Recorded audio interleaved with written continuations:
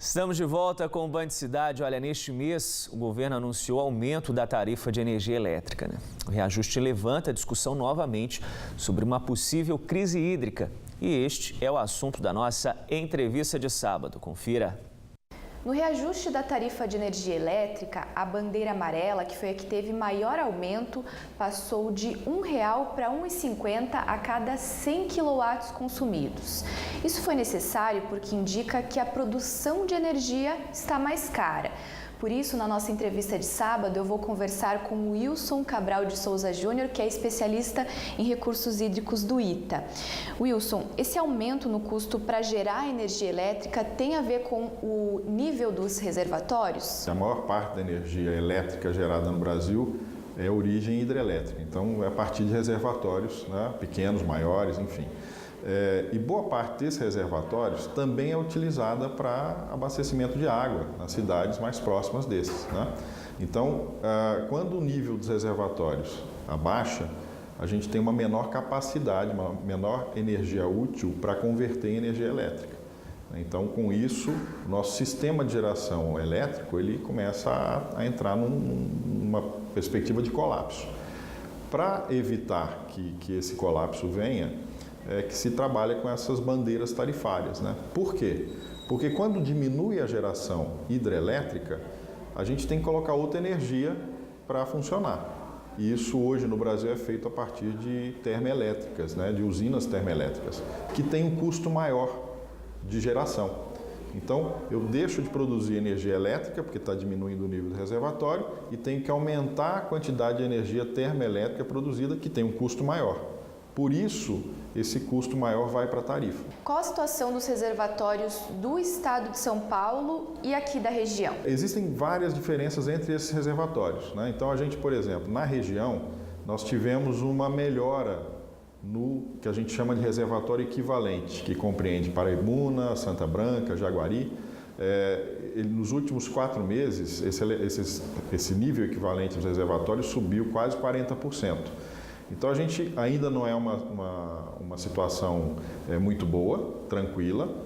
Só para lembrar, esse nível atual ele é pouco menor do que o nível de 2013, na mesma época, que foi o ano anterior à nossa última crise hídrica. Então, a gente não está num nível confortável ainda, mas melhorou em relação a janeiro, por exemplo.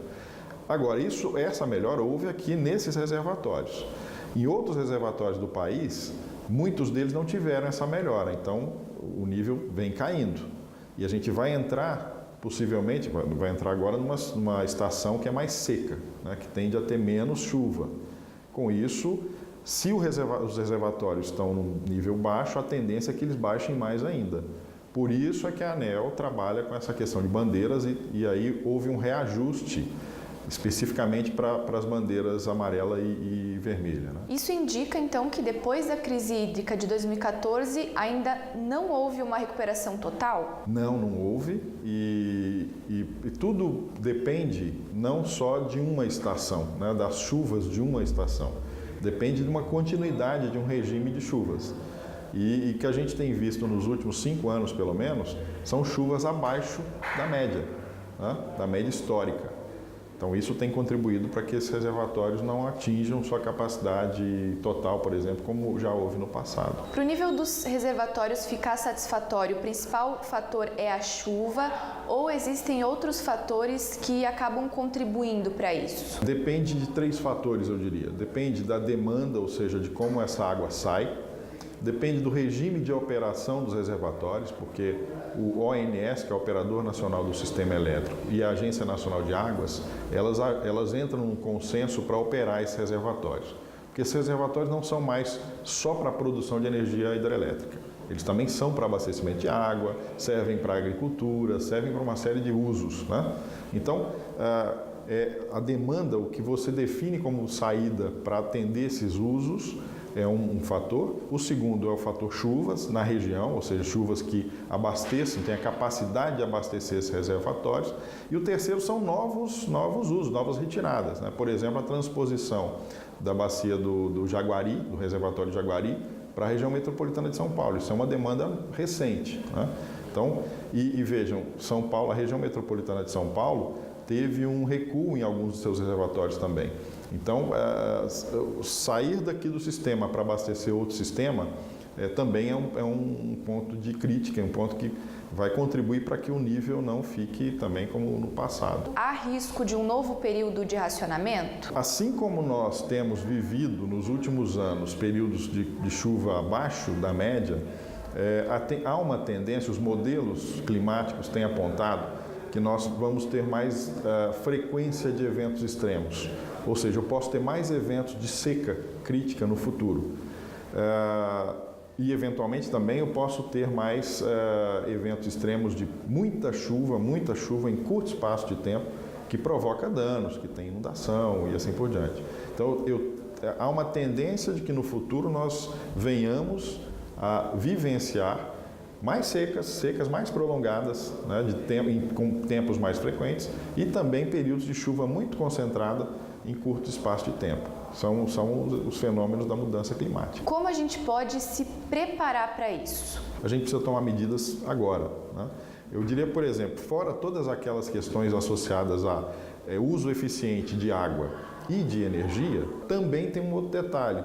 Boa parte dos municípios aqui do Vale do Paraíba estão passando hoje por um processo de revisão dos planos diretores e das leis de zoneamento, né? Tem um mapa que foi feito pelo Comitê de Bacias que mostra em cada município quais são as áreas propensas à recarga de aquífero. O que são esses aquíferos? São águas subterrâneas, né? Que quando há uma seca muito crítica, são esses aquíferos que nos fornecem boa parte da água. Então a gente tem que manter esses aquíferos. E tem áreas que são áreas mais importantes para recarregar esses aquíferos. Essas áreas não devem ser, por exemplo, objeto de ocupação. A gente não pode permitir que um loteamento, uma nova ocupação aconteça nessas áreas, né? Então os municípios têm que estar atentos para isso, os vereadores, os prefeitos, têm que estar atentos para isso, para que nos planos diretores e nas leis de zoneamento essas áreas sejam conservadas com vegetação natural, na condição possível, né? Então isso é uma forma da gente se preparar para um futuro crítico. Com certeza. Wilson, muito obrigada pela sua participação aqui na nossa entrevista de sábado. Estou sempre à disposição e é importante que a academia possa colaborar, contribuir para a sociedade nessa resolução de questões que são importantes para todos nós. Isso mesmo. Voltamos ao estúdio do Band Cidade. E ainda nesta noite no Band Cidade, a gente mostra um grupo de idosos de São José dos Campos que encontrou na dança um ritmo mais leve para levar a vida. No Dia Internacional do Sapateado, você vai conhecer histórias de moradores da cidade que se livraram da depressão e até encontraram um amor, cantando com os pés. Hora certa para você, 7h11. Daqui a pouquinho a gente está de volta.